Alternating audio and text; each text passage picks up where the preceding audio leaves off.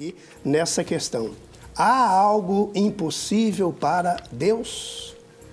Se não há, como é que estamos desfrutando dessa verdade? É exatamente em cima disso que vamos falar, e eu quero pegar um exemplo na Bíblia, lá em Gênesis, capítulo 18. Eu quero que você abra aí a partir do versículo 11. Gênesis, capítulo 18, versículo 11, diz assim na minha versão. Abraão e Sara eram já velhos, avançados em idade, e a Sara já lhe havia cessado o costume das mulheres. Riu-se, pois, Sara no seu íntimo, dizendo consigo mesma, depois de velha, e velho também o meu senhor, teria ainda prazer? Disse o Senhor a Abraão, por que se riu Sara, dizendo, será verdade que darei ainda à luz sendo velha? Acaso para o Senhor há coisa demasiadamente difícil? Daqui a 1 ano, neste mesmo tempo, voltarei a ti, e Sara terá um filho. Então Sara, receosa, o negou, dizendo, não me ri. Ele, porém, disse, não é assim, é certo que riste. É interessante essa experiência, não só de Abraão, como Sara, e depois a gente vai ver também que o próprio filho da promessa, Isaque, são pessoas assim bem interessantes, né, para a nossa vida espiritual, no que diz respeito a confiar em Deus, a acreditar no Senhor, né, desenvolver a fé, fazê-la crescer, colocar em prática.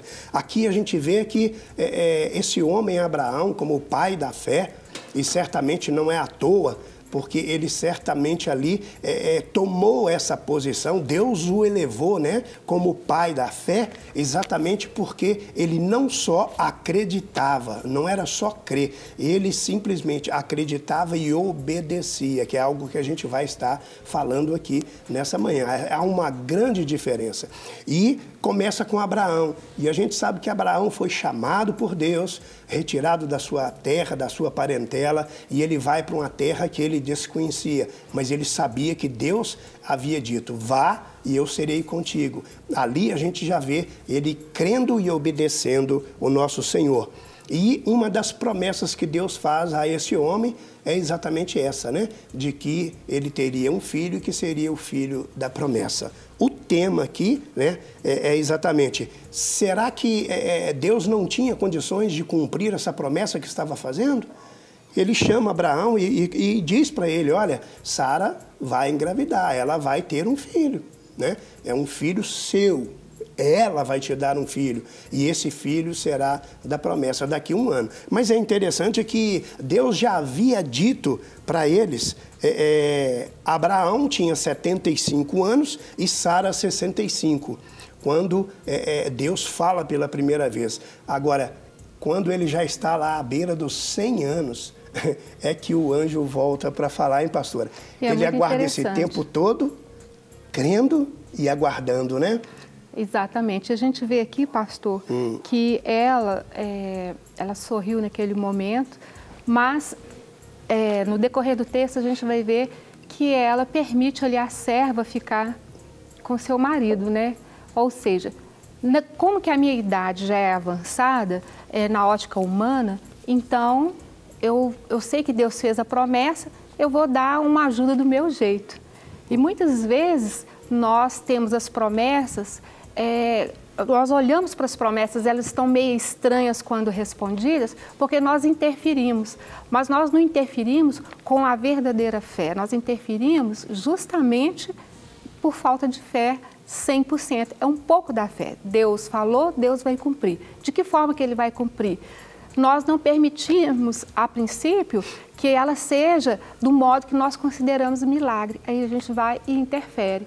Muitas vezes interferimos naquilo que o Senhor tem para nos dar. E a gente vê ali que ela interferiu.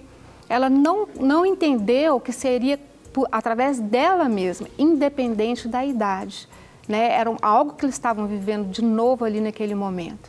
Mas também nós vimos que João Batista também foi gerado da mesma, né, bem paralela a essa situação. Mas ela falou, eu com a idade avançada, como que vai resolver isso? Depois ela veio aquela ideia, né? Aquela lâmpadazinha acesa, que não foi muito bem acesa. onde ela falou assim, eu vou pegar a minha serva, que é mais jovem, que tem essa capacidade, e através dela vai ser gerado esse filho, essa promessa. Só que quando essa criança foi gerada e nasceu, ele não era a criança da promessa que o Senhor tinha feito. E Deus fez-se realmente cumprir da forma dele, que ele havia feito. A promessa ali original, a verdadeira promessa dele. Não a resposta com a ajuda a partir da própria Sara, né? Então nós vemos que muitas vezes o Senhor nos fala algo. O Senhor nos diz, aguarda, espera mais um pouquinho. Às vezes estamos com uma situação delicada em alguma área da vida e a gente clama ao Senhor, vai ali, ora, busca, né? Ora pela madrugada e passa aquela sensação, está demorando tanto. Será que o Senhor está me ouvindo mesmo? Será que o Senhor vai responder? Mas Ele vai responder a tempo das coisas se resolverem? Nós não conhecemos o amanhã, mas o Senhor conhece o meu e o seu amanhã. E o Senhor tudo faz na hora exata e certa. Aqui nós vemos aqui, ainda no nosso texto aqui, no medo e desesperança. Sara sugere ser mãe do filho da promessa por intermédio de uma das suas servas.